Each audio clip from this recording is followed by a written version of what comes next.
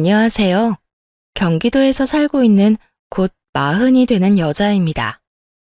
이혼을 하기 전까진 나이가 들면 결혼을 하고 결혼을 하면 출산을 하고 부부가 아이를 키우며 함께 늙어가는 것이 당연한 순리라고 생각했던 적도 있었습니다. 그만큼이나 남들과 똑같은 평범한 삶을 살아왔고 그랬기에 제 인생엔 이혼이란 없을 거라 생각했죠. 일반적으로 다들 그러하듯이 말이에요. 그런데 사는 것은 제 뜻대로 제 마음대로만 흘러가지 않더라고요. 노력과는 상관없이 나쁜 일은 일어났고 제가 죄를 지은 것도 아닌데도 그 피해와 충격은 고스란히 제 몫이더군요.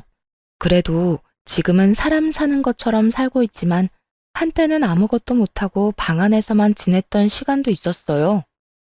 이혼 한 번 했다고 제 인생이 끝나는 것도 아닌데 그땐 남편의 배신이 제 인생 모두를 뽑아버린 기분마저 들더군요. 통쾌한 복수 한 번 하고 훌훌 털고 제 갈 길 가시는 분들도 꽤 있던데 저는 그게 왜 그렇게 힘들었나 모르겠어요. 어쨌든 지금은 잘 지내고 있고 그때를 떠올리면 슬픔이나 화보단 헛웃음이 나곤 하는데요. 그러면 다들 궁금하실 테니 거두절미하고 이야기를 시작해 볼게요.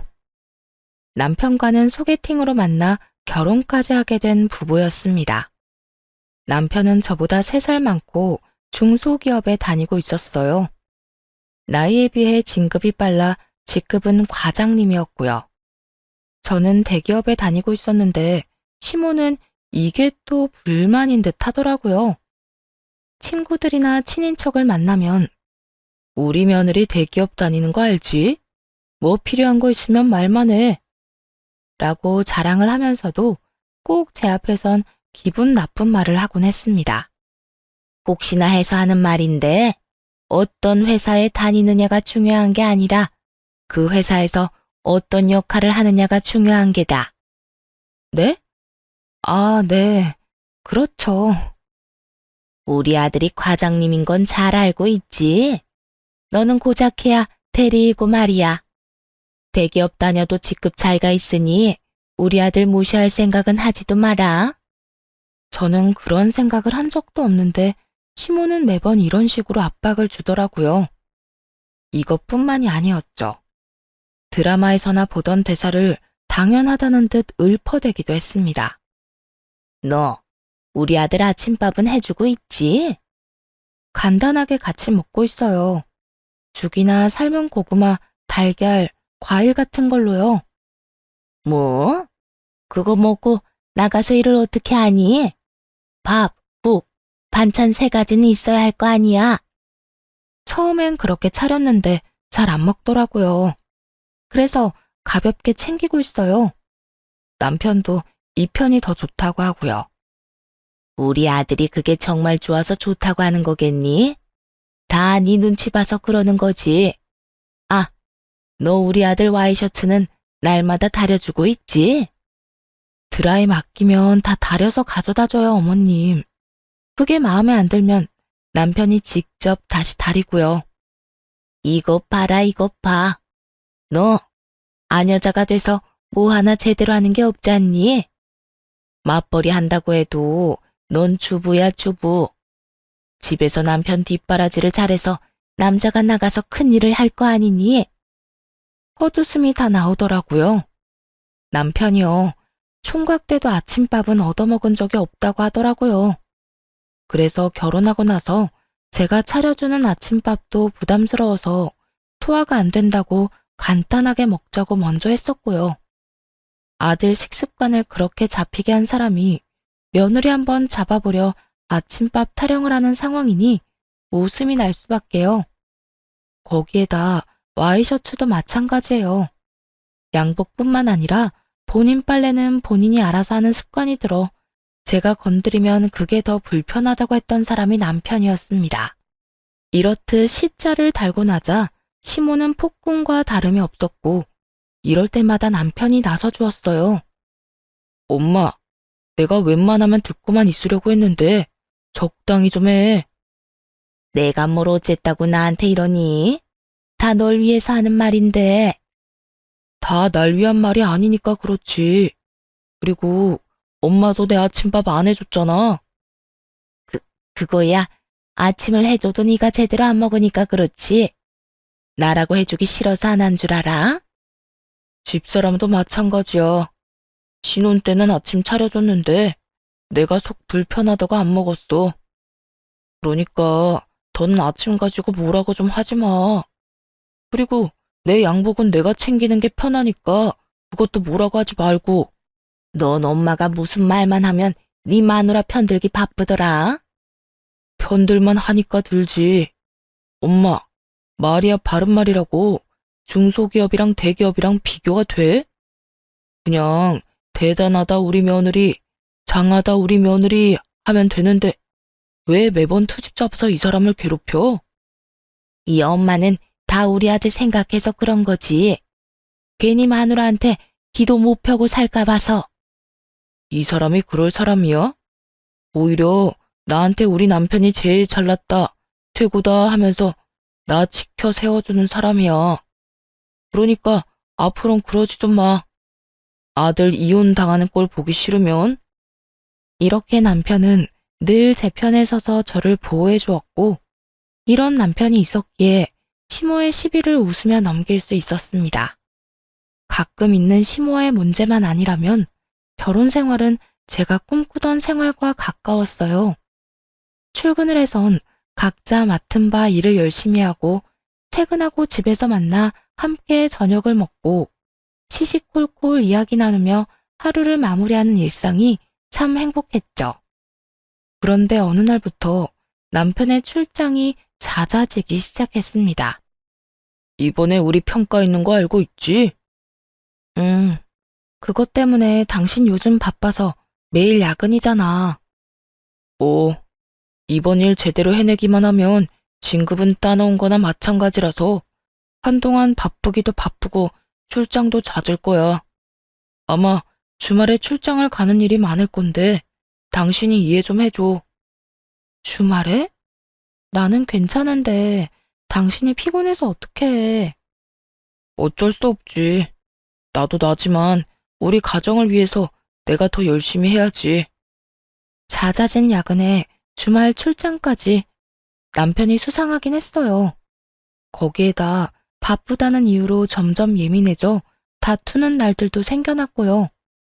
저희가 특히 날을 세워 다투었던 건 임신 문제였어요. 저는 테스트기를 확인할 때마다 실망스러움에 눈물이 다 날 지경인데 남편은 남의 집 이야기 듣듯 관심이 없는 모습을 보이더라고요. 또 아니네. 매번 기대하지 말아야지 하면서도 아닌 거 확인하면 속상해. 다음엔 되겠지 뭐. 저에겐 시선 한번 주지 않고 기계적으로 딱 저렇게 말하는데 욱하고 감정이 올라오더라고요.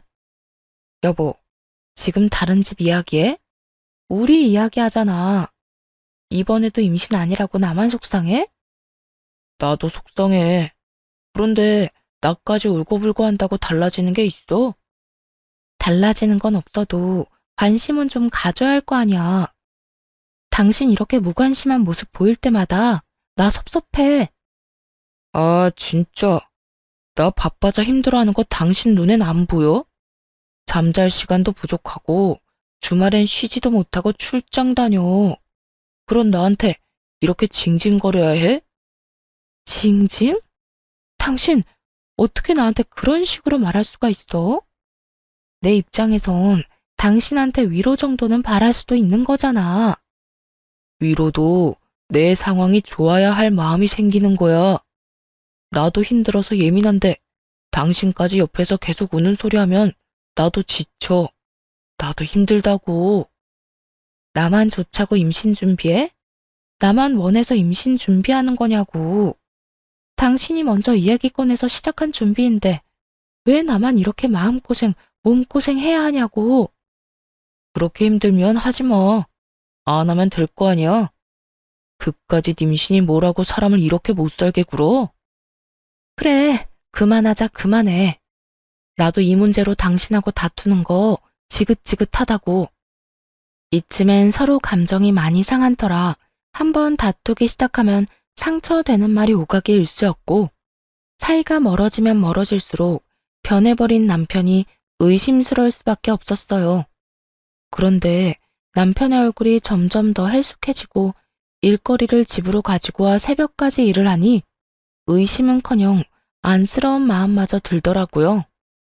사람 감정이라는 게 무서운 것이 그때까진 남편을 믿기도 했고 너무나도 사랑했기에 피어나는 의심도 애써 모른 척 무시했던 것 같아요.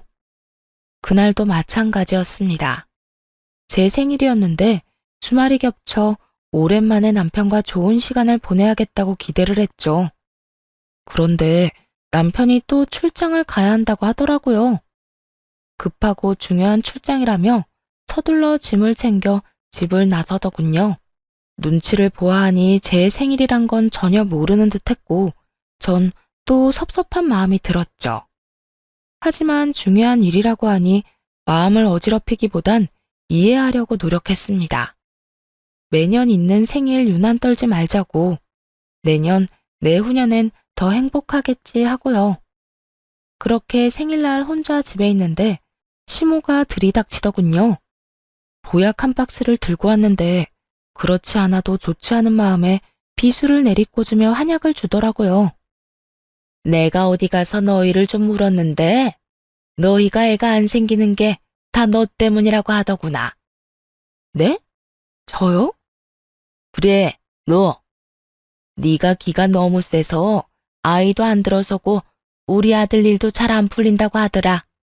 그래서 내가 너 기도 좀 죽이고 임신도 잘 되는 약으로 지어왔으니 하루에 3번 빼놓지 말고 챙겨 먹거라. 들어보니 정식 한의원에서 지어온 약도 아닌 듯 하더군요. 어디 가서 사기를 당한 것이 분명한데 출처도 불분명한 약을 내밀며 어찌나 생색을 내는지 기가 막혔죠. 그런 말도 안 되는 말을 듣고 이 약까지 지어오신 거예요? 이거 얼만데요? 아니, 거기 어디예요? 연락처 있으면 저 좀 주세요. 왜? 가서 환불이라도 하게?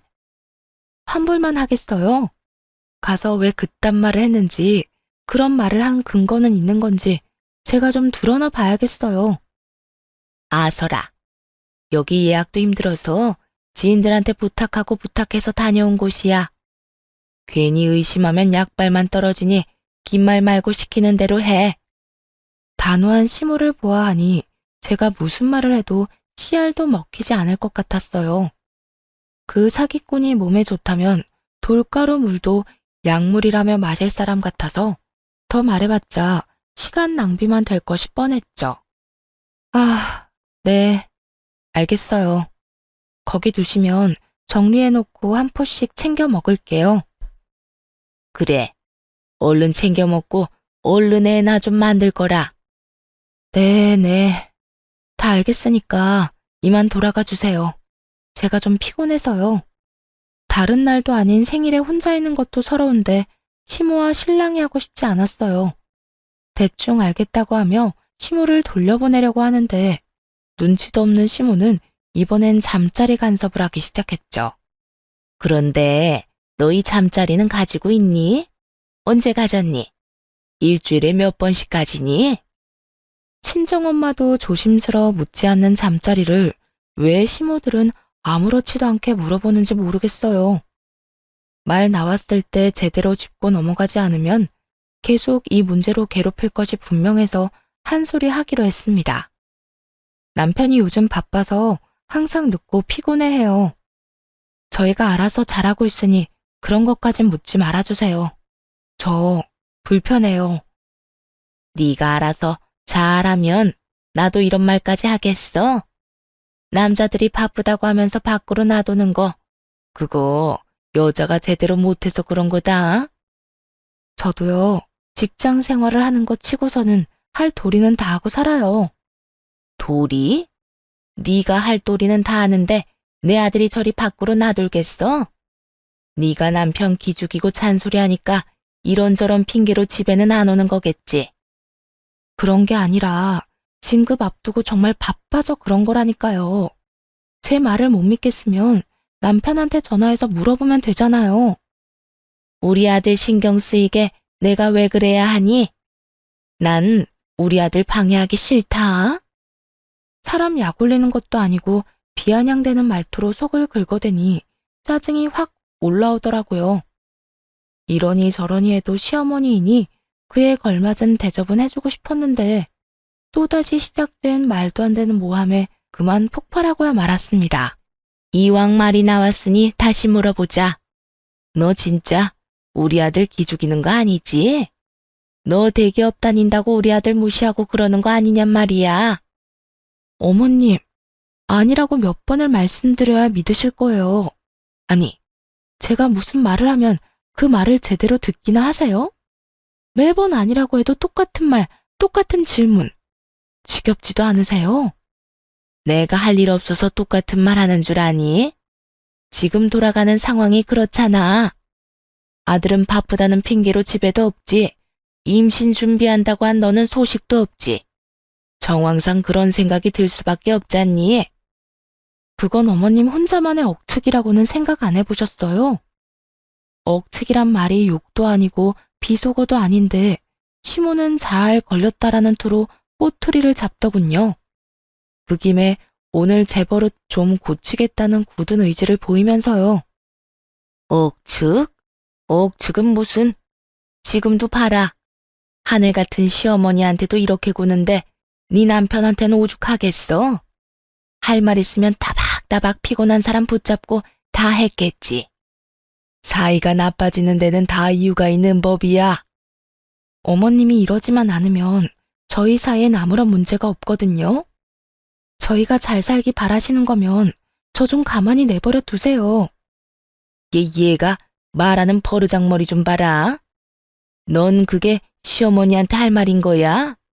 내가 없는 말 하는 것도 아니고 다 너희 걱정되어서 인생 선배로서 하는 말이지 않니? 그러니까 전 그런 말 따위 필요가 없다니까요. 필요 없다 생각하지 말고 잘 새겨들어. 집안에서 여자보단 남자가 잘 돼야 뭐든 평온한 법이야. 남자 기도 서고 말이야.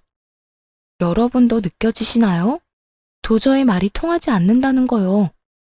시모는 어떻게 해서든 제 입에서 죄송하다, 앞으로 남편 보필 잘하겠다는 말을 끄집어내려고 안간힘을 썼고 전 그 모든 상황이 지긋지긋했습니다. 어머님, 남편은 중소기업 다니는데 저는 대기업이나 다니는 게 그렇게 불만이세요? 그러면 애초에 저 말고 다른 며느리 보셨으면 됐잖아요. 뭐라고? 너 지금 그걸 말이라고 하는 거니? 그렇잖아요. 결혼할 때까지만 해도 똑똑한 며느리 봐서 좋다고 노래를 부르셔놓곤 막상 결혼하고 나니 남편이 너무 기우는 것 같아 불안하세요? 말끝마다 내 아들 기죽이지 마라. 내 아들은 대단하다. 잘해주려다가도 어머님 때문에 잘해주고 싶은 마음이 싹 사라진다고요. 오호라, 이게 네 본색이구나. 역시 내 생각이 맞았다니까. 이런 식으로 내 아들 잡았지? 생각이 맞기는 무슨. 어머님은요, 제가 남편한테 12첩 밥상을 차려바치고 무릎을 꿇고 발 마사지를 해줘도 기죽이는 거 아니냐고 물을 사람이에요. 이미 제가 기죽인다는 생각으로 가득 차 있는데 사실이 눈에나 들어오겠어요? 시모는 전곡이라도 찔린 듯 얼굴이 붉어진 채로 저를 매섭게 쳐다봤어요. 평소에 저였다면 그쯤하고 상황을 마무리했을 겁니다. 아니, 애초에 한약을 받아들고 적당히 시모의 비위를 맞춰주고 진작 돌려보냈을 거예요. 하지만 그날은 제 생일이었고 남편과 내내 사이가 좋지 않았고 늘 저를 못 잡아먹어 안달인 시모까지 모든 것이 엎친 데 덮친 격이었죠. 그렇게 보셔도 어머님이 원하는 상황대로 흘러가지 않아요. 가지고 오신 한약은 생각해서 사오신 거니까 일단 받아는 둘게요. 할 말 다 하셨으면 이만 가주세요. 너 지금 나 쫓아내는 거니? 살다 살다 내가 별꼴을 다 당하는구나. 네, 그 마음 저도 잘 알죠. 결혼 하나 했을 뿐인데 저도 별의별 꼴을 다 당하게 되더라고요. 어머님이 지금 느끼는 그 기분, 전 결혼하고 매번 느끼고 있어요. 어머님 덕분이에요. 쌓인 게 워낙 많아서인지 말도 술술 잘 나오더라고요. 시모는 전곡만 콕콕 찔러대는 말에 얼굴이 터질 듯이 붉어진다 싶더니 이내 입에 담지도 못할 욕을 하며 제 머리채까지 잡기 시작했습니다. 머리는 그러면 안 된다고 생각하면서도 제 손은 반사적으로 시모의 머리로 향했고 상황은 순식간에 난장판이 되었죠. 너 진짜 미쳤니? 어디서 감히 시어머님 머리를 잡아? 그러는 어머님은 왜 제 머리 잡고 있는데요? 그거야. 네가 잡힐 만한 짓을 하니까 그렇지. 저도 마찬가지예요. 요즘이 어떤 세상인데 당하고만 있어요? 이 인연이 진짜? 오늘 너 죽고 나 사는 날인 줄 알거라. 그렇게 한참 몸싸움은 계속되었고 젊은 제 체력을 이겨낼 수 없었던 시모가 먼저 백기를 들곤 놔두더라고요. 그리곤 마지막까지 악담을 하곤 집으로 돌아가더군요. 너 내가 가만두지 않을 것이야. 오늘 있었던 일 내 아들한테 말해서 네 눈에서 피눈물 흐르는 꼴을 내 꼭 보고야 말 거야. 생일날 남편이 곁에 없는 것도 서러운데 시모까지 그런 난동까지 부리고 돌아가니 얼마나 서러웠는지 몰라요. 제 신세가 불쌍해서 바닥에 주저앉아 어린아이처럼 울었습니다. 그렇게 울다 잠이 들었고 휴대전화 진동소리에 잠이 깨 시계를 보니 밤 11시가 다 되어가더군요. 모르는 번호로 전화가 오고 있었고 시간이 시간인지라 스팸 전화는 아니란 생각에 일단 전화를 받았습니다. 여보세요? 누구세요? 혹시 박준호 씨 보호자분 되시나요? 네, 제 남편인데 왜 그러세요? 혹시 사고라도 났나요? 아니, 사고가 난 게 아니라 싸움이 나서요. 지금 경찰서에 보호자분이 오셔야 하는 상황이라 연락드렸습니다. 여기 땡땡 경찰서인데 지금 좀 오실 수 있을까요? 출장을 간다는 사람이 경찰서에 잡혀 있다니 놀랄 수밖에 없는 상황이었어요. 거기에다 집에서 그리 멀지도 않은 옆 동네의 경찰서에 있다니 이상할 수밖에 없는 상황이었죠. 이해할 수 없는 일만 가득한 상황이긴 했지만 생각에 잠겨 있을 시간은 없었고 서둘러 경찰서로 향했어요. 문을 열고 들어가니 시모도 와 있더라고요. 시모의 시선을 애써 무시한 채 남편을 찾았고 경찰서 의자에 앉은 술에 잔뜩 취한 남편을 발견할 수 있었죠. 그리고 그 옆에 자리한 젊은 여자까지 말이에요. 그래요. 남편은 혼자가 아니었습니다. 척 보아도 20대 중반도 되지 않아 보이는 어린 여자와 다정히 어깨를 기대고 있더군요. 시모도 그런 두 사람을 발견한 뒤였고 저보다 더 당황한 기색이 역력한 시모는 재빠르게 남편을 두드려 깨우기 시작했죠. 이 녀석아, 정신 좀 차려봐. 출장 간다는 녀석이 여기에 왜 있는 게야? 이 여자는 누구고? 아파. 때리지 좀 마. 속도 안 좋고 잠도 온단 말이야.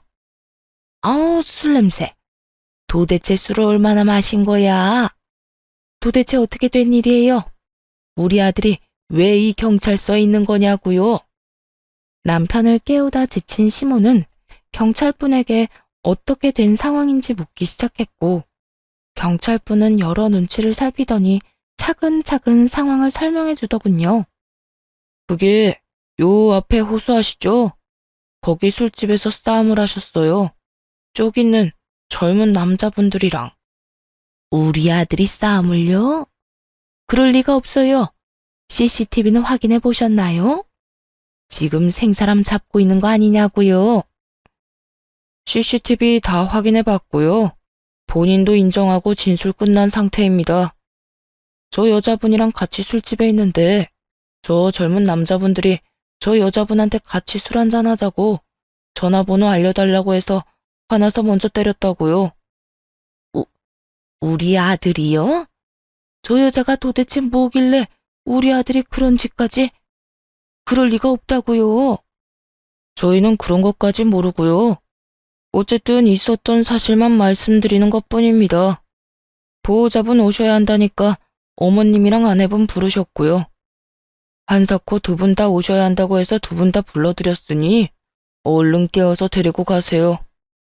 들어보니 가관이더군요.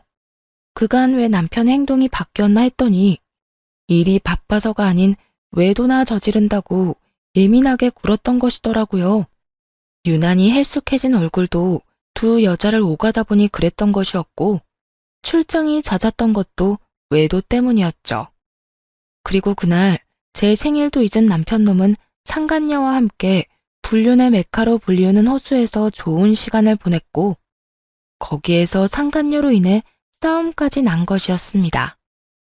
술에 얼마나 취한 것인지 보호자를 부르라는 경찰분의 말에 저와 시모의 번호를 주며 둘 다 부르라고 우겼고 추악한 외도 사실을 저에게 들키게 된 것이었죠. 경찰분도 제 눈치를 보며 더는 곤란하니 묻지 말란 식으로 말을 끊었는데 시모만 급하게 큰 소리로 그럴 리가 없다. 분명 무슨 사정이 있었을 거라며 상황을 부인하기 시작했죠. 너 진짜 정신 안 차려? 얼른 일어나서 아니라고 네 입으로 말하란 말이야. 무슨 사정인지 네가 말해보란 말이야. 엄마, 그만 좀 때려. 아프단 말이야. 맞다. 엄마, 인사해. 우리 회사 신입사원 김희영. 예쁘지? 우리 회사에서 제일 어리고 제일 예뻐. 내 애인이다. 시모의 얼굴은 사색이 되어갔고 저는 생각 자체가 사라지더군요. 화가 나지도 않았고 슬프지도 않았어요. 그저 기가 막혔죠. 콧방귀를 끼며 그 자리에 가만히 서 있으니 시모가 저에게 다가와 어떻게 해서든 상황을 무마해보려 애쓰더군요. 아가야, 그게 저 녀석이 지금 술에 많이 취해서 자기가 무슨 말을 하는지 모르는 것 같구나. 오해하지 말고 일단 내일 다시 이야기 나눠보는 건 어떠니? 어머님, 혹시 그거 아세요? 오늘 제 생일이에요. 뭐? 그게 남자가 큰 일을 하다 보면 그런 건 잊을 수도 있고 그런 거야. 지금 일도 그래. 신입사원이라고 하는 거 보니까 출장을 함께 온 직원인가 보구나. 그러고 말고. 기껏 생각해낸 말이 젖따위니 기분이 점점 나빠지더라고요. 어머님은 제가 바보인 줄 아세요? 이 사람 부산 출장이라고 짐까지 야무지게 싸서 갔어요. 여기가 부산인가요? 그게 출장지가 바뀌었을 수도 있지. 아까 경찰분들이 하는 말 같이 들었잖아요. 여자 때문에 싸웠다고. 그건 어떻게 설명하실 건데요? 그거야 부하 직원이 괴롭힘 당하는 줄 알고 그랬을 거다. 우리 아들이 워낙 정의감이 넘치지 않니? 그럼 저 인간 입으로 애인이라고 어머님께 소개한 건요? 말은 되지 않지만 어떻게 해서든 변명을 해대던 시모도 마지막 물음에 할 말이 없는데 입을 다물더군요. 그리곤 이내에 더는 가망조차 없다 싶었는지 뻔뻔하게 큰 소리를 치더라고요. 에휴, 그래. 내 아들이 네 생일날 거짓말하고 다른 여자랑 있었어. 그게 왜? 뭐가 어쨌다고 그렇게 인상 팍 쓰고 시어미를 쥐잡듯이 잡니? 어머님이 제발 저려서 쩔쩔맨 적은 있어도 제가 쥐잡듯 잡은 적은 없는데요. 이 와중에도 모함을 하시네요.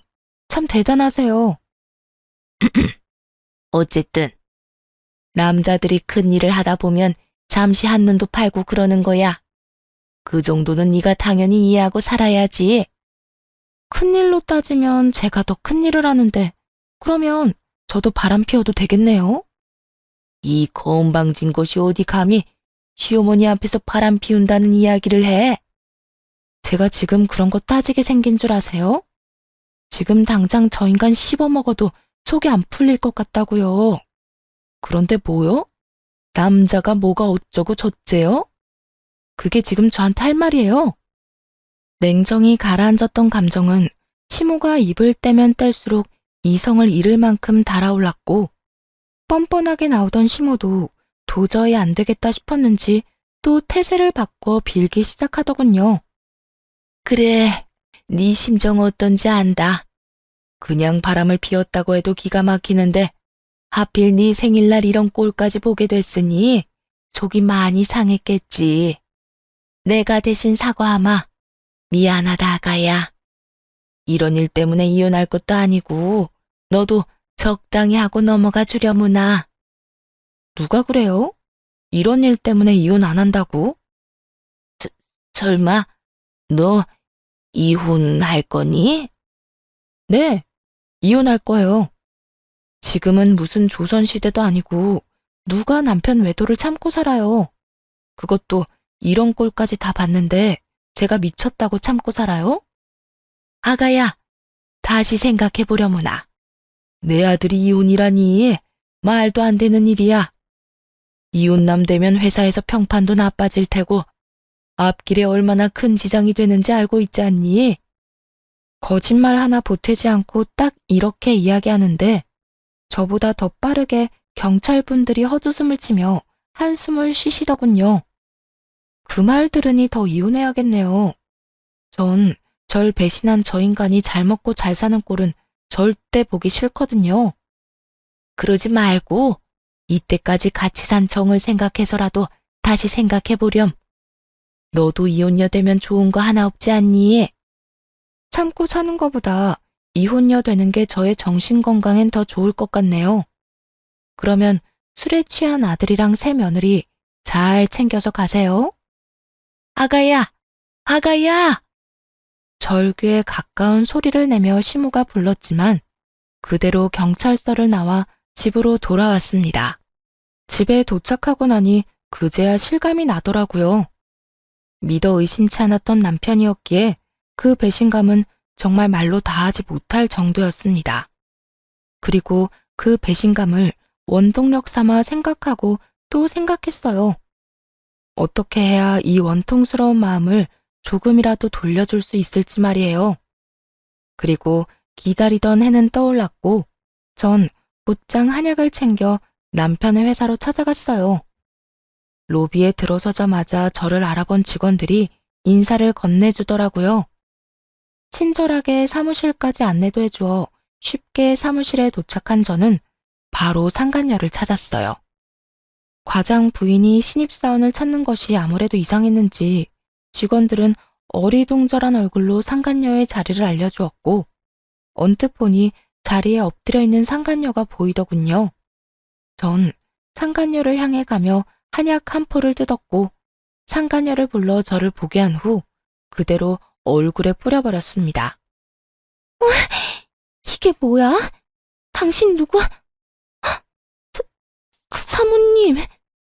처음엔 이게 무슨 날벼락이냐며 고함을 지르던 상간녀는 이내 저를 알아봤는지 사색이 된 얼굴로 보더군요. 맛이 어때? 네 예비 시어머니가 점집에서 임신 잘 되는 약이라고 비싼 돈 주고 지어온 약이라던데. 아, 참고로 난 한 포도 안 먹었으니까 네가 다 먹어. 나보단 네가 이세 보는 게 더 빠를 것 같네. 사모님, 그게 아니라... 상간녀는 저에게 무어라 말하려 했지만 말할 시간도 주지 않고 가위 하나를 들고 쉴 새 없이 한약을 뜯어 상간녀 머리 위로 들이부어 버렸네요. 지은 죄는 아는 것인지 아무 반항도 없이 그대로 당하고 있더라고요. 사무실 바닥이 한약으로 흥건해질 때쯤 이야기를 전해 들은 남편이 달려왔고 저의 손목을 붙잡고 애원하기 시작했죠. 여보, 그만 좀 하고 내 이야기 좀 들어봐. 엄마한테 이야기 들었는데 당신이 오해하고 있는 거야. 오해? 무슨 오해? 당신이 내 생일날 출장 간다고 거짓말하고 이 어린 거랑 좋은 시간 보낸 거? 아니면 이 어린 것 때문에 쌈박질하다가 경찰서까지 간 거? 뭐가 오해인데? 전 일부러 언성을 높여 외치듯 말했고 남편은 안절부절 못하며 주변 눈치를 보더군요. 그게 일단 나가서 이야기하자.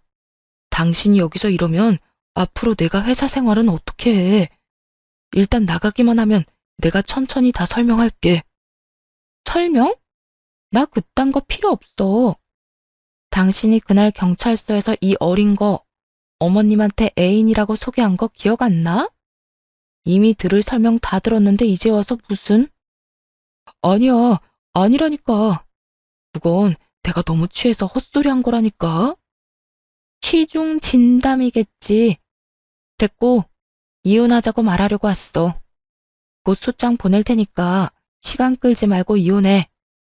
그렇게 남편의 손을 뿌리치며 이혼 통보를 했고, 남편은 현실 부정을 하듯 고함을 지르더군요. 이혼은 무슨 이혼이야? 말이 되는 소리를 해. 그러면 내가 참고 살 줄 알았어? 그게 더 말이 안 되는 일이라고는 생각 안 해. 화난 거 알아. 이해해. 나 같아도 화날 거고 배신감 느낄 거야. 그래도 이혼은 아니지. 회사까지 찾아와서 이 정도 화풀이 했으면 됐지. 꼭 이혼까지 해야겠어? 왜 당신이 이 정도면 됐다 안 됐다를 판단해? 배신을 당한 피해자는 난데. 피해자라는 말까지 할 상황이야? 그냥 바람이야. 스쳐가는 바람. 어쩌다 보니 잠시 예쁜 꽃에 홀려서 한눈 좀 판 것뿐이라고. 그게 이혼까지 할 만큼 큰 잘못은 아니잖아. 이혼만으론 성에 차지 않을 것 같아 회사까지 찾아온 것인데 남편 놈은 이혼까지 할 만큼의 잘못은 아니라고 하더군요. 뻔뻔한 것도 정도가 있는 것인데 남편 놈은 탄성이 터질 정도로 뻔뻔했어요. 남편이 그렇게 상간녀와의 관계를 딱 자르고 나오자 상간녀도 기분이 나빴는지 버럭하고 나서더라고요. 오빠, 아니, 과장님, 상황이 상황인지라 제가 웬만하면 듣고만 있으려고 했는데 말이 너무 심한 거 아니에요? 잠시 한눈 판 거라고요. 언제는 나 하나뿐이라고 당장이라도 이혼하고 오고 싶다는 사람이 누군데? 너 입 안 다물어? 나설 자리 안 나설 자리 분간 못해? 내 입 가지고 내가 말하겠다는데 나설 자리 분간까지 해야 하나요? 사모님, 이 남자 완전 쓰레기예요. 저도 뭐 할 말은 없는데 이 남자가 먼저 시작한 거라고요. 야, 너 진짜 미쳤어? 어린 게 열심히 사는 것 같아서 도움이나 주려고 했더니 이게 뭐 하는 짓이야? 도움 같은 소리 하네. 어린애 꼬셔서 불륜이나 저지르는 게 도움이에요? 꼬셔? 내가? 널? 먼저 몸으로 들이댄 게 누군데? 내가요?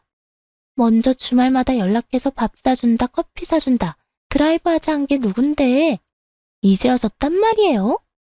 문자 그대로 다 남아있는데 다 보여줄까요?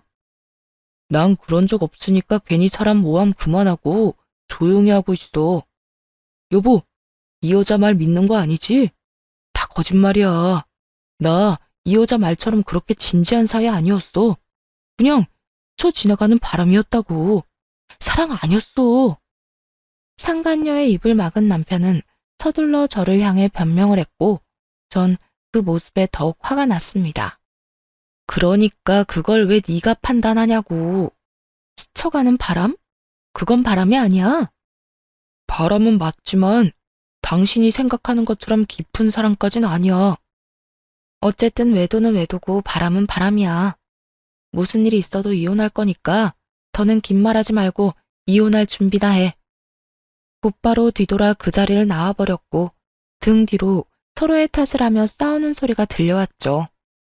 제가 다녀간 후 탕비실 머그잔도 남편의 외도 사실을 알 정도로 소문이 쫙 퍼졌고 상간녀는 칼같이 잘렸다고 하더군요. 하지만 남편은 무슨 수를 쓴 것인지 3개월 감봉으로 끝이 났고 상간녀가 발목을 잡을 것 같자 남편 놈은 연락도 끊어버렸다고 하더군요. 회사도 잘리고 남편과의 연락도 끊겨버린 상간녀는 고맙게도 회사까지 찾아가 난동을 피워주었다고 하는데요. 알고 보니 남편 놈이 신입사원을 건드린 것이 한두 번이 아니었다는 사실이 밝혀지며 한바탕 난리가 났고 결국 남편도 회사에서 잘리게 되었다고 합니다. 그 후 상간녀를 다시 보게 된 건 법원에서였어요.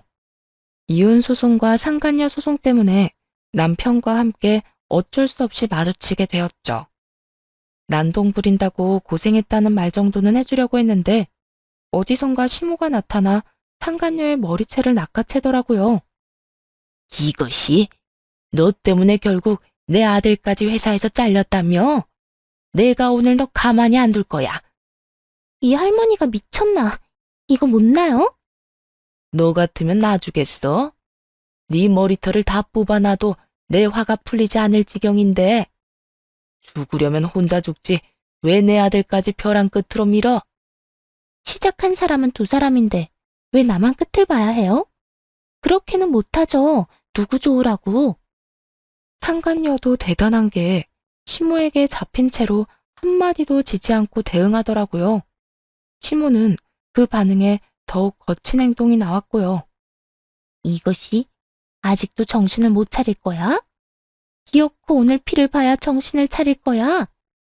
마음대로 다 해보세요. 대신 다 끝나고 난 뒤에 후회나 하지 마세요. 무릎 꿇고 울고불고 빌어도 합의는 없다고요. 합의? 그딴 거 필요 없다 이거야. 오늘 제대로 날 잡았구나 날 잡았어. 그래, 할 만큼 해. 내가 많이 다치면 다칠수록 누구 손해인지 두고 보자고. 이참에 병원 구경이나 실컷 해야겠다. 그렇게 끝나지 않을 것만 같던 싸움은 상간녀의 두피에 상처가 나고 나서야 남편이 말려 끝이 났습니다. 결국 피까지 본 상간녀는 그 자리에서 경찰을 불렀고 시모는 그 자리에서 끌려가게 되었죠. 마지막까지 어찌나 볼만한 구경거리가 많은지 지루하지 않은 이혼 소송이었네요. 상대방 상황이 개판 5분 전이든 말든 전 조용히 이혼 준비를 서둘렀고 소송 결과 만족스러운 이혼을 하게 되었습니다. 위자료도 잘 받아냈고 재산 분할도 잘 받았어요. 상간녀 위자료도 받았고 두 사람에게 사회적으로도 망신까지 잘 주었죠. 그 덕에 전 남편은 거짓골에 당장 취업도 어려운 지경이 되었고 상간녀는 젊은 나이에 불륜녀 딱지를 붙인 탈모녀가 되었습니다. 그렇게 끝이 났냐고요? 아니요. 설마요. 스쳐가는 바람이라며 미안하다는 말은 끝까지 않던 전 남편이 이도 안 되는 거짓 신세가 되자 찾아오더군요. 눈물까지 흘리며 말이에요. 여보, 내가 미안해. 내가 미쳤었나 봐. 내가 진짜 당신한테 할 말이 없다. 여보는 무슨? 그렇게 부르지도 마. 우리 이혼한 거 잊었어? 당신이 자초한 이혼이었잖아. 안 잊었어. 매일같이 그 순간을 후회하고 있어. 내가 당신한테 그러면 안 되는 거였는데 그땐 정말 내가 일이 너무 힘들다 보니 기댈 곳이 필요했어. 신입사원한테 기대는 직장 상사라. 그거 참 참신하긴 하다. 그래서 신입사원 들어올 때마다 그렇게 추파를 던졌어? 들어보니까 한두 명이 아니던데? 그건 그 여자가 다 모함한 거라니까. 다 사실이 아니라고. 사실이든 아니든 나하고는 이제 상관없어. 어차피 우리 이혼했고 더는 그런 게 중요하진 않으니까. 나한텐 중요한 건 당신이 다신 날 안 찾아오는 거야. 그렇게까지 딱 자르지 마. 나도 양심상 당장 다시 살자는 말하려고 온 건 아니야. 그저 다시 한번 기회를 달라는 말 하고 싶어서 왔어. 내가 앞으로 잘할 테니까 기회를 좀 주면 안 될까? 자기랑 결혼 한번 했던 것이 무슨 벼슬도 아니고 어쩌면 저리도 뻔뻔하게 굴 수 있는 것인지 이해가 되지 않더군요. 심지어 이혼 사유도 보통 이혼 사유가 아니잖아요. 그런 이유로 이혼까지 당해놓고 기회 타령이나 하는 전 남편에게 화가 치솟았어요. 넌 진짜 내가 만만하구나. 우리 이혼 사유가 다른 이유도 아닌 외도야 외도. 나 말고 어린 년 좋다고 가놓고선 이제 와서 기회? 무슨 기회? 널 이 세상에서 없애버릴 기회라도 줄까? 무섭게 왜 그래? 당신 나 많이 사랑했잖아. 그런 좋았던 세월을 생각해서 나한테 기회 한 번 더 달라고 하는 게 그렇게 화낼 일이야? 그 순간 어떤 생각이 들었는지 아세요?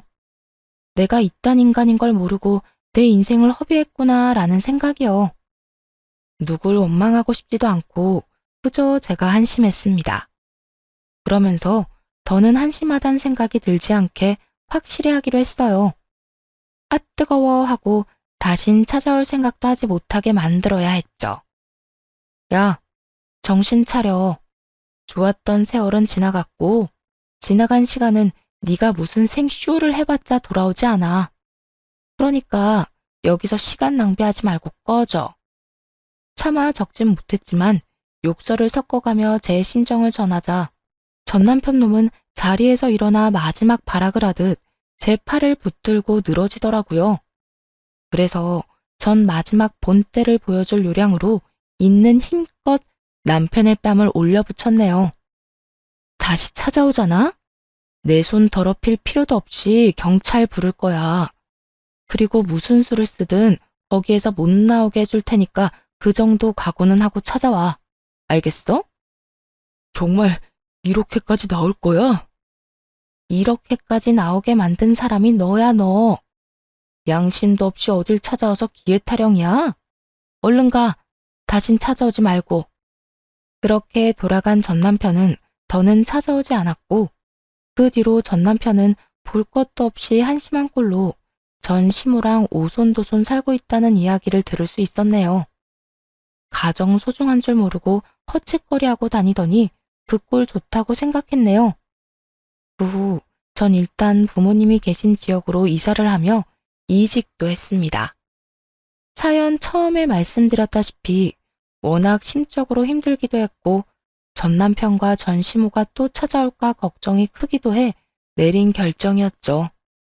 새로운 곳에서 적응하랴 여러 가지 상처를 털어내랴 힘든 시기를 보낼 때 아빠가 저를 꽉 안아주며 이렇게 말씀해 주셨습니다. 딸, 많이 힘들지? 원래가 그런 거야. 나쁜 사람이었지만 우리 딸이 많이 사랑했고 한때는 전부였던 사람이었잖아. 그런 사람이랑 그런 이유로 헤어지게 되었는데 그게 어떻게 하루아침에 아무렇지 않은 일이 되겠소? 아빠, 다들 나같이 힘든 거겠지? 그럼 다들 힘든데 표현을 안 하는 것뿐이야. 그런데 그런 사람들은 독으로 삭히다 크게 힘든 날이 꼭 온다. 그러니까 우리 딸은 다 표현하고 다 힘들어하고 난 후에 훌훌 털고 일어나. 그러면 되는 거야. 알겠지? 아빠, 엄마, 걱정만 끼치고 미안해. 걱정은 무슨. 아빠는 우리 딸이 당연히 힘든 시기를 씩씩하게 이겨낼 거라 믿어서 그런지 걱정 하나도 안 되는걸. 그러니까 너나 우리 걱정하지 말고 마음껏 울고 힘들어하고 다시 시작해. 심한 상처일수록 깨끗하게 나아야 새살이 돋아나는 법이니까.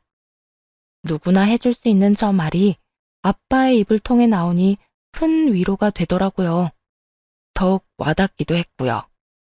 그날 아빠와 많은 이야기를 나누었고 아빠의 말처럼 울고 싶으면 울고 웃고 싶으면 웃으며 회복의 시간을 보냈습니다. 긴 터널에도 끝이 있듯 저 역시 오랜 회복의 시간 끝에 밝은 햇빛을 보게 되었고 지금은 행복한 인생을 살고 있어요. 많은 고민을 했던 이사와 이직이 결국 저를 다시 일어나게 한 원동력이 된 것이죠. 요즘엔 회사 생활도 적응을 끝냈고 만나는 사람도 있어요. 개인 사업을 하는 사람으로 마음의 문을 닫고 열 생각이 없었던 저를 꾸준히 좋아해준 다정하고도 배려심 깊은 남자입니다. 아직 결혼 생각은 없지만 사람 일은 아무도 모르는 것이니 선은 긋지 않고 진중하게 잘 만나보려고요. 이로써 제 사연은 끝이 났네요. 사연을 쓰겠다고 마음먹을 때까지만 해도 저와 비슷한 이유로 힘들어하시는 분들에게 위로와 도움을 드리고 싶었는데요. 이렇게 다 쓰고 나니 제가 무슨 위로나 될 수 있을까 걱정이 되네요. 하지만 그럼에도 불구하고 제가 한마디 드리자면 이혼, 남들이 쉽게 말하듯 별거 아닌 게 아니더라고요. 저처럼 소송을 하게 되면 변호사도 만나야 하고 그에 따른 돈도 들고 혹시나 아이가 있으시다면 양육권 문제도 있고 말이에요. 별게 아니라고 하기엔 돈도 시간도 감정도 많이 소모되는 아주 큰 일이죠. 그런데 남편의 외도, 부부 갈등, 그리고 시댁의 일방적인 과한 요구와 간섭, 부당한 대우 등 이 모든 이혼 사유를 참고 살 만큼 이혼이 큰 일은 아니라고 생각합니다. 인생을 갉아먹으면서 몸도 마음도 병드는 것보다야 이혼하고 내 삶을 사는 게 더 나은 선택인 거죠. 분명 힘들겠지만 저처럼 또 다른 행복이 기다리고 있을 수도 있잖아요. 분명 다른 행복이 있을 거라 생각합니다. 그러니 포기하고 주저앉지 말고 큰 용기 한번 내보시길 조심스럽게 바라봅니다. 긴 글 끝까지 함께 해주셔서 감사합니다. 다들 행복하세요.